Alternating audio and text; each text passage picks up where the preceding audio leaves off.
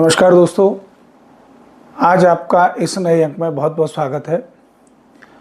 आज हम चर्चा करेंगे सेक्शन 30 भारतीय न्याय संहिता के बारे में।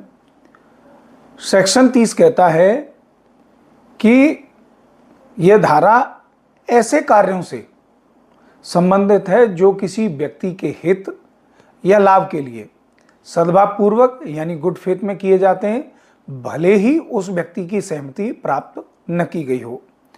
धारा 30 क्या कहती है कि यदि कोई व्यक्ति किसी दूसरे व्यक्ति के फायदे के लिए सद्भावपूर्वक और उसकी भलाई को ध्यान में रखते हुए कोई कार्य करता है और ऐसी परिस्थिति हो कि उस व्यक्ति से सहमति लेना संभव न हो तो वह कार्य अपराध नहीं माना जाएगा। लेकिन यह छूट तभी मिलेगी जब कार्य वास्तव में उस व्यक्ति के हित के लिए और ईमानदारी की नीयत से किया गया हो। अब इसको हम जब एग्जाम्पल से समझेंगे कि मान लीजिए एक व्यक्ति सड़क दुर्घटना में गंभीर रूप से घायल हो जाता है और बेहोश है। डॉक्टर को तुरंत ऑपरेशन करना आवश्यक है, लेकिन घायल व्यक्ति की सहमति लेना संभव नहीं है। ऐसी स्थिति में डॉक्टर यदि उसकी जान बचाने के लिए ऑपरेशन करता है तो यह कार्य धारा 30 के अंतर्गत संरक्षित होगा, क्योंकि उसके फायदे के लिए सद्भाव पूर्वक किया गया था। अब इसमें ध्यान रखने योग्य जो बात है वो ये है कि कार्य सद्भाव पूर्वक किया गया हो, उद्देश्य उस व्यक्ति के लाभ या भलाई के लिए हो, सहमति प्राप्त संभव न हो और कार्य से व्यक्ति को नुकसान पहुंचाने की मंशा न हो। इस सेक्शन के जब हम कंक्लूजन की बात करेंगे तो धारा 30 का जो उद्देश्य है उन लोगों को कानूनी सुरक्षा प्रदान करता है जो आपातकालीन या विशेष परिस्थितियों में किसी व्यक्ति की भलाई के लिए बिना उसकी सहमति के कार्य करते हैं। कानून ऐसे सद्भावनापूर्ण कार्यों को अपराध नहीं मानता। अब आगे हम जब इसके अपवाद के बारे में बात करेंगे, सेक्शन 30 के अपवाद के बारे में, तो इसमें यह है कि कानून यह सुरक्षा हर स्थिति में नहीं देता। इसके लिए कुछ सीमाएं निर्धारित हैं।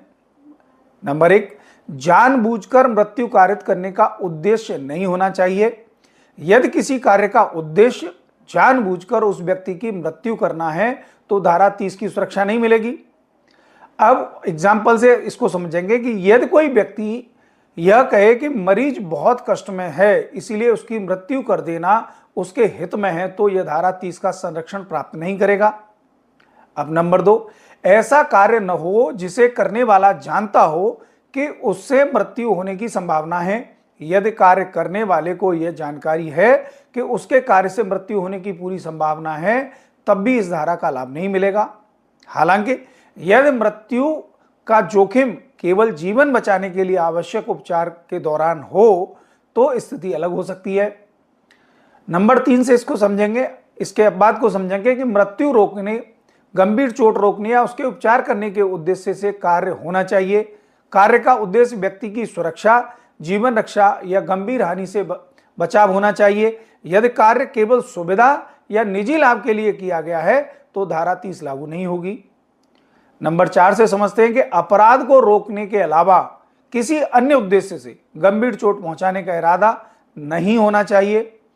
किसी व्यक्ति के हित के नाम पर उसे जानबूझकर गंभीर चोट पहुंचाना इस धारा के अंतर्गत सुरक्षित नहीं है। आसान भाषा में याद रखने की अगर हम बात करें तो धारा 30 लागू होने के लिए 3 बातें याद रखें। क्या क्या हैं 3 बातें? नंबर 1, सद्भावना, नंबर 2, व्यक्ति का लाभ और नंबर 3, सहमति लेना असंभव हो। और जो चीजें होनी चाहिए, मृत्यु पहुंचाने का इरादा न हो, मृत्यु की संभावना जानते हुए कार्य न हो और आवश्यक गंभीर चोट और इसमें निजी स्वार्थ न हो। अगर आपको यह जानकारी अच्छी लगी हो तो अपने दोस्तों में शेयर करें, वीडियो को लाइक करें, चैनल को सब्सक्राइब करें। बहुत बहुत धन्यवाद।